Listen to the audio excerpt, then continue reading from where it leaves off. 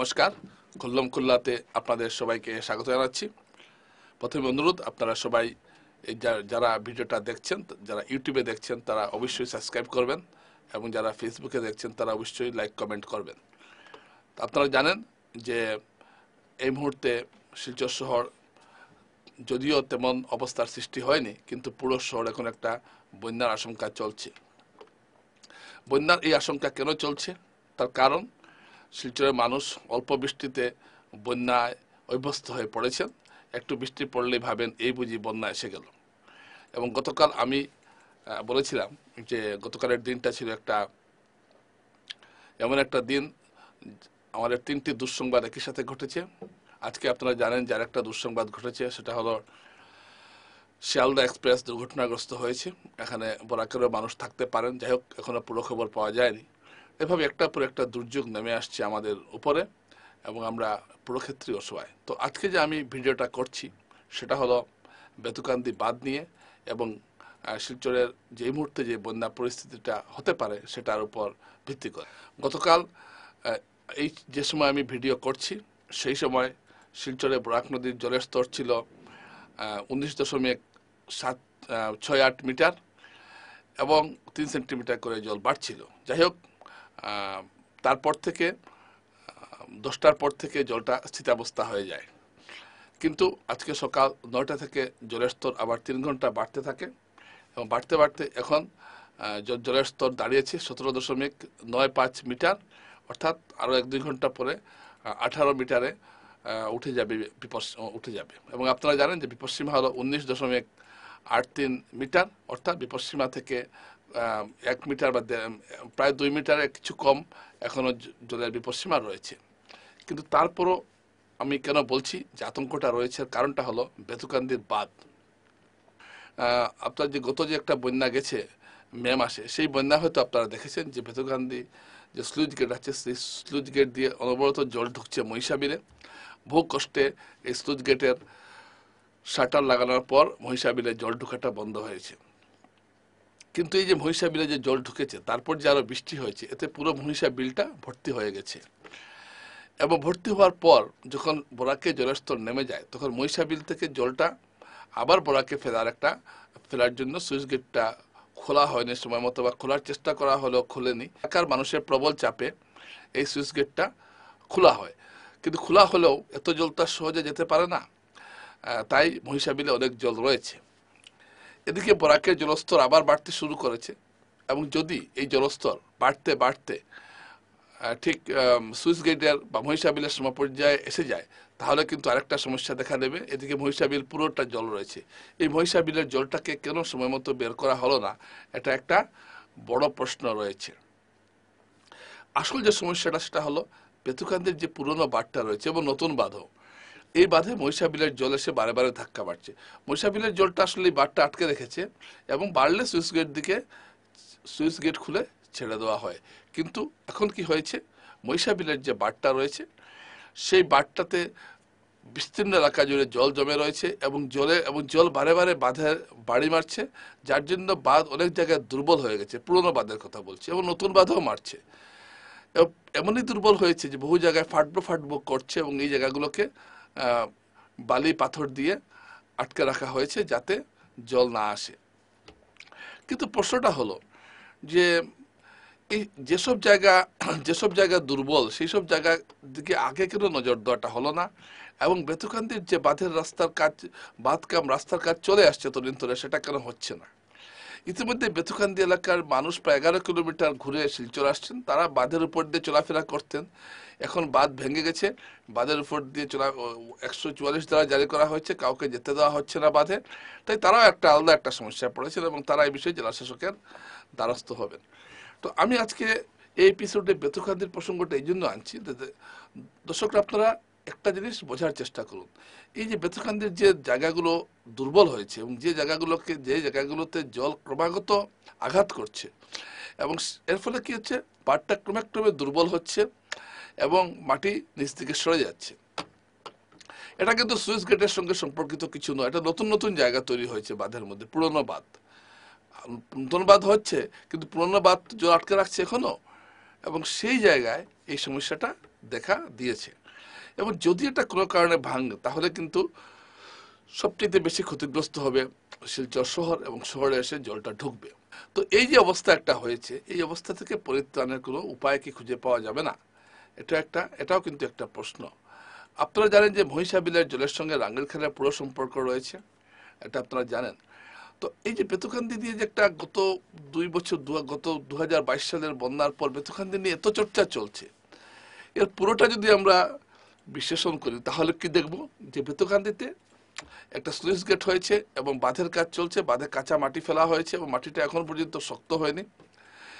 এবং যে ধরনের অনেকে বলছেন যে ধরনের মাটি ফেলার কথা সে ধরনের মাটি ফেলা হয়নি। যাই হোক, তবুও সুইচ গেটটা এবার কি হলো, সময় মতো লাগলো না, লাগলো তাহলে খুলে না, এটা কেন হবে? এবং আমরা জানি যে গত মাসের যে বন্যাটা হয়েছিল তখন কোনো ক্রমে একটা আলাদা একটা প্লেট বানিয়ে এনে, কোন জায়গায় বানানো হয়েছিল সেটাও আমি জানি, বানিয়ে এসে তারপর জল যাওয়ার রাস্তাটাকে স্লুইস গেটে এটা লাগিয়ে জল যাওয়াটা বন্ধ করা হয়েছিল। না হলে যেভাবে গতবার জল ঢুকছিল মহিষাবিলে, তাতে কিন্তু অনিবার্য ছিল যে শিলচর শহরে বন্যা হবে। অথচ যে খুব একটা বেশি জল হয়েছে, জলস্তর হয়েছে এমন নয়। আপনারা যদি নদীর জলস্তর দেখেন বরাক উপত্যকার, এখানে আরেকটা প্রসঙ্গ আমি না আনতে পারছি না, সেটা হলো আপনারা যদি বরাকের জলস্তর দেখেন তাহলে বরাকের সবচেয়ে বেশি জলস্তর হয়েছিল 1989 সালের যে বন্যাটা হয়েছিল, সেখানে বরাকের জলস্তর হয়েছিল 21.56 মিটার, 6.5 মিটার। কিন্তু এবারে যে গত যে এবং এর পরেই যে উচ্চতা, এটা গতবার এসেছে প্রায় 4.6 কিনারে এসে গেছিল, অর্থাৎ 21.46।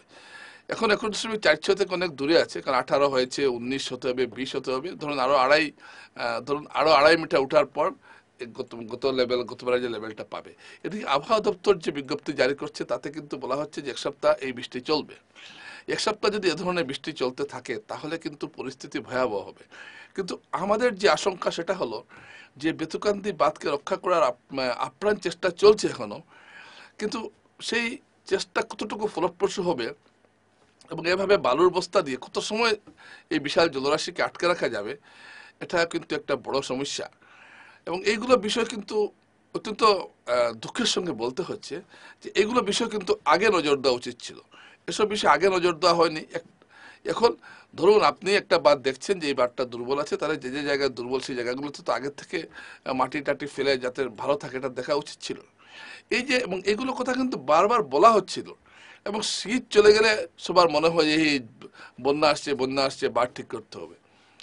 তো এখন মনে হচ্ছে সবার বারে বারে এইগুলো ফেসবুকে, সোশ্যাল মিডিয়া, স্থানীয় মানুষ বারে বারে বলছিলেন যে বেতুকান্দির বাঁধ খালি আপনারা একটা জায়গাকে দেখলে হবে না, বেতুকান্দি মানে শুধু একটা বাঁধই নয়, আরো বেতুকান্দি বাঁধের বহু জায়গায় এভাবে ফাটল রয়েছে, বাঁধ দুর্বল রয়েছে।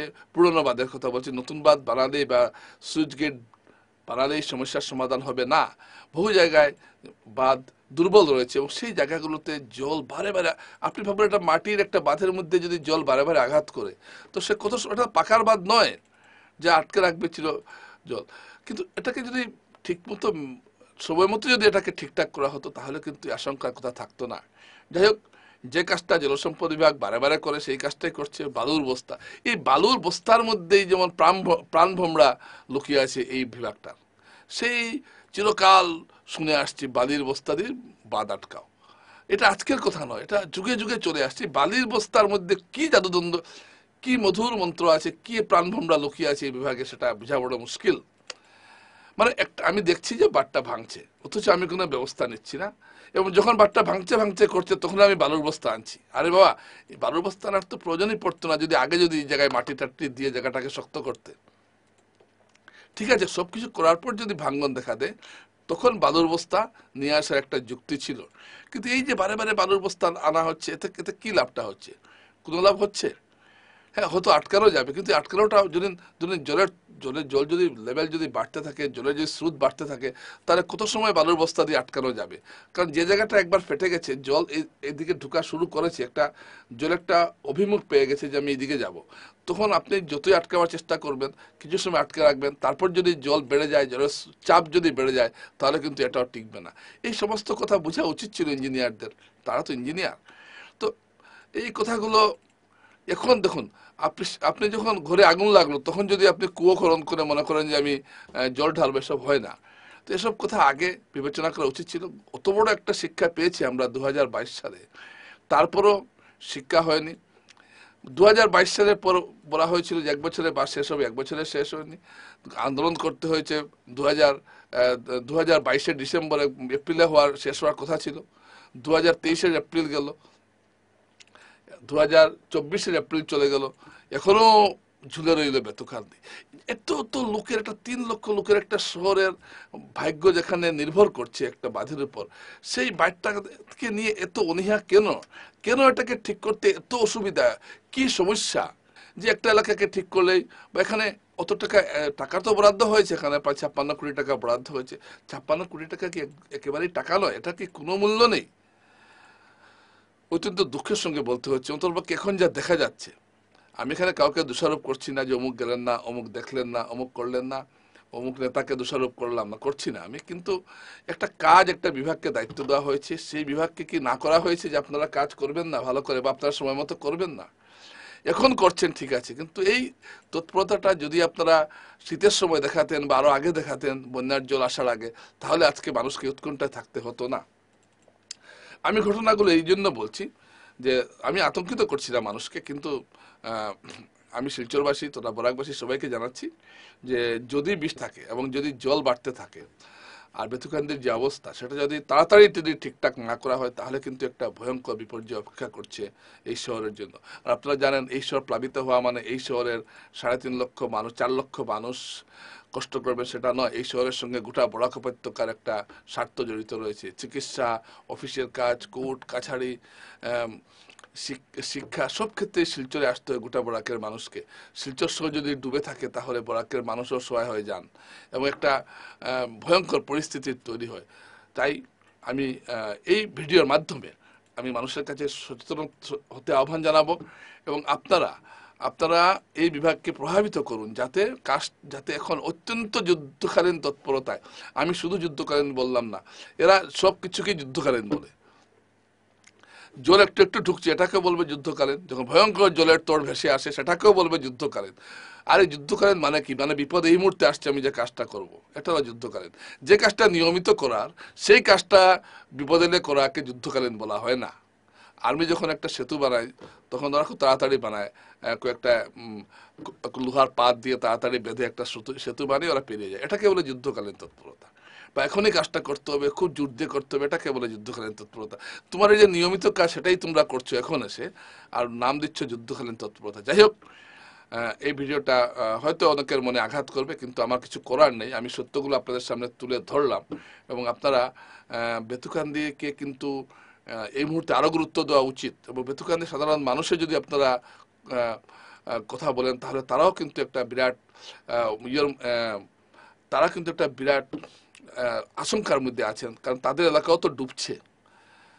তাই এই মুহূর্তে এই বিষয়টা, যদি বাঁধের দুর্বল জায়গাগুলো যদি তাড়াতাড়ি আজকের মধ্যে বা কালকের মধ্যে মেরামত যদি না করা হয়, তাহলে কিন্তু শিলচর শহরে আবার একটা বিপর্যয় নেমে আসছে।